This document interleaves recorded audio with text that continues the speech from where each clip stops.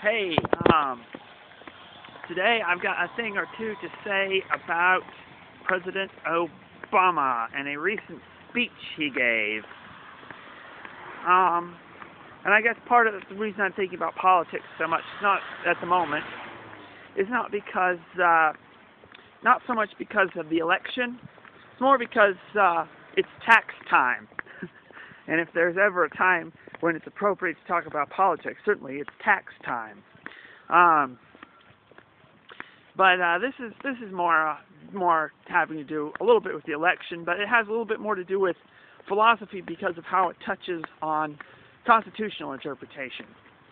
Recently, Obama gave a speech in which he made 2 points, which this speech is directed, of course, to the American people, but in it he's sort of addressing the Supreme Court justices, sort of trying to send them a message, which is a sort of open letter kind of thing.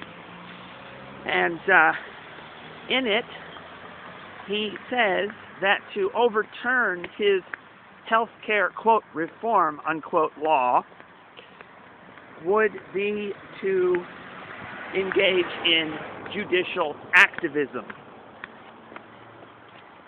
Now, I think this really brings political rhetoric in some ways to a new low, if that's even possible at this point.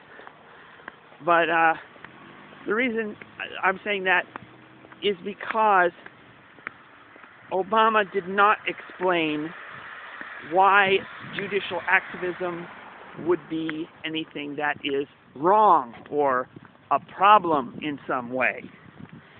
His party typically lauds judicial activism. It's his party that wants to preserve Roe v. Wade and all kinds of other activist decisions. It's his party that wants to exclude any form of originalism from getting on the bench. And so, if he was going to explain to the American people why judicial activism is wrong and pledge that any court appointments he makes or that he encourages, in the future are going to be originalist appointments, and then says that overturning his health care law would be judicial activism, I'd be a little bit more impressed with that. I'd be really impressed if he did that and then stuck to it. But instead, he acts as though there's absolutely no context here at all, and he's going to call it activism because it serves his political purpose at the moment, when if activism gets him his agenda, here's all for activism. It's not principle. That's the trouble. There's no principle here. Now, that's the first problem with this speech. The second one is that after making a pretense of a constitutional argument, which, by the way, I'll address the merits of the constitutional argument a little bit later, but after making a pretense of a constitutional argument, he then switches into a utilitarian mode, saying that overturning the health care law would have a negative effect on people. Like, poor people wouldn't get health care. Now, that might be true. That might not be true. I think it's not true, but I'm not going to bother with that, because that's not a philosophical question. That's an economic one. But the philosophical question here that got skipped over is he just in the previous even paragraph had just got finished explaining that the law shouldn't be overturned because that would be judicial activism. He then says the law shouldn't be overturned because that will have a negative effect on people. Now, overturning a law because that law would have a negative effect on people would be a form of judicial activism.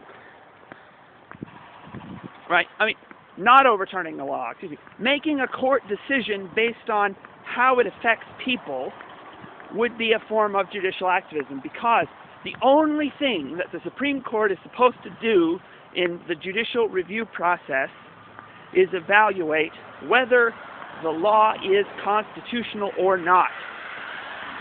To evaluate whether it would be beneficial as policy is the role of a legislator, someone elected and accountable to the people.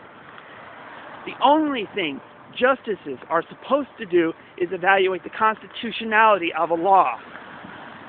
Even assuming he's right, that overturning health care at the Supreme Court level would be hell on earth, that would not justify the justices in keeping the law. Because the decision is supposed to be based not on what will benefit people the most, but on what is constitutionally valid and what is not. So, first of all, he's a hypocrite on two levels there. The first level being that he doesn't explain why judicial activism is wrong. The second level, because in the same speech, he gives an activist argument, a utilitarian argument, rather than a constitutional argument. All right, so there's the hypocrisy by Obama on health care. Now, the last thing I suppose I ought to do is address the actual constitutionality of health care reform in general. I think that the health care reform law is taken as one big giant block, which I think is how, as I understand, I'm not a lawyer, so I wouldn't know for sure, but I think that's the only way the Supreme Court gets to look at it, is one big giant law. I don't know if they have a provisional aspect in their power of judicial review. I think some other countries might have that, and I don't think we do, but I could be wrong. You know, I'm certainly not a legal expert. But I do know the Constitution pretty well, and I think that at least some of the provisions in the Health Care Reform Act, so-called Reform Act, are outside of the specifically enumerated powers that the Constitution gives the federal government. You know, and so basically that means the law is unconstitutional. Whether that's going to make much difference, given how unconstitutional our existing laws, which have gotten through judicial review already are, is another matter. You know? I mean, we've gotten so far away from the Constitution at this point, I'm not sure if it even matters anymore. But I also recognize, though, that not all of the provisions in the health care bill are unconstitutional. I mean, certainly it's 1,000+ pages of legalese, which hardly anyone is able to read. They do that on purpose, of course. They don't want people to actually be able to read the laws that they're going to have to follow. They want people to have to hire lawyers to read the laws for them. You know, keeps the legal profession well paid. Well, anyway, I'm sure something in there must be within the government's enumerated powers, and that much text, you know. But some of the things certainly are outside of the federal government's enumerated powers. Now, myself, in the Republican primary, I was supporting Herman Cain on the basis that I prefer a stupid politician who knows how stupid he is over a stupid politician who thinks he's a genius and can run everybody's life. That was sort of my rationale for supporting Herman Cain. The guy seemed to have some sort of common sense that way. He's lost, obviously. I mean, and basically this year it's obviously going to be Romney versus Obama, and Romney is going to have to persuade me that he is going to be substantially different from Obama. But I do think there's some merit to the constitutional argument that Romney has raised in regard to health care that I think I might want to cover on this podcast real quick. Hope I don't run out of space on my phone here. But there you go. the question was put to Mitt Romney, what was the difference between his health care system in Massachusetts versus Obama's federal health care reform? Oh, sure. Roommate talked to me about this in my card here. There you go. Anyway, somebody asked Romney, what was the difference between his health care reform or health care regime in Massachusetts that made it different from Obama's new ObamaCare law? And Romney gave a constitutional argument, which I think is a legitimate constitutional argument. I'm not saying I'm defending ObamaCare, but I am saying Romney at least seems to have some understanding of the Constitution. And Romney's point was that doing something like this, a large, centralized sort of health care regime, is, constitutionally speaking, within the power of the states. Because what the Constitution says is the federal government has enumerated powers. Anything that's not enumerated in the Constitution belongs to the states or to the people. So just because the federal government can't do it, or shouldn't be able to do it, constitutionally speaking, doesn't mean individual states can't. He claimed that ObamaCare was not a model for the nation, or at least not a model for the federal government, but something that they thought worth trying just in Massachusetts, and which other states might want to do, but which the federal government should not, cannot, and if Romney has his way, will not. This is how he reconciled what people have seen as an apparent contradiction in his platform, where on the one hand he started a sort of health care regime similar to Obama's in Massachusetts, and at the same time says he is opposed to Obama's.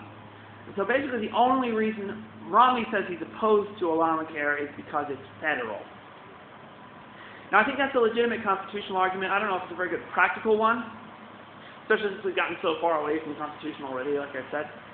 But that does actually make me get some level of respect for Romney and his understanding of the Constitution, which I think is one of the most important qualifications for anybody who's going to be president or hold elected office on the federal level, especially when he's going to be appointing justices to the court, the Supreme Court especially.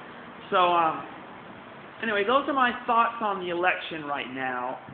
It sort of remains to be seen whether I'm going to see it worthwhile to vote for Romney. I'm definitely not voting for Obama. I mean, that's, like I said, the guy's a hypocrite several ways, just in this one speech. I mean, it's just a total mess.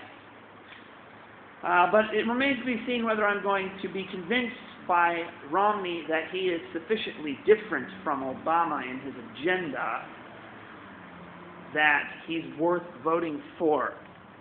Because in some ways, not voting or voting for Mickey Mouse, or voting for Popeye, Popeye the Sailor Man, that's one way to send a message. Not very many people are willing to, sort of let the other guy get in, But at some point, we've got to get tired of choosing the lesser of two evils, or at least two undesirables, At some point, we've got to say, wait a minute, we need to get some principled people back, So Romney has to impress me as being someone who has principles before I would definitely say I'd vote for him. He also has to not do anything crazy, like Ron Paul is. I consider Ron Paul to be pretty crazy because of his foreign policy. I think Ron Paul's domestic policy is not all that bad, but Ron Paul's foreign policy is just nutty. All right, so that's my thoughts on politics, which is, I don't think I've actually done a political podcast as of yet, have I? Well, I'm a conservative, obviously. I think I've said that before. I think I said that in the first podcast, that I was a conservative. I haven't really done all that much on politics till today, so anyway, those are my thoughts on the election. I'll see you guys another time.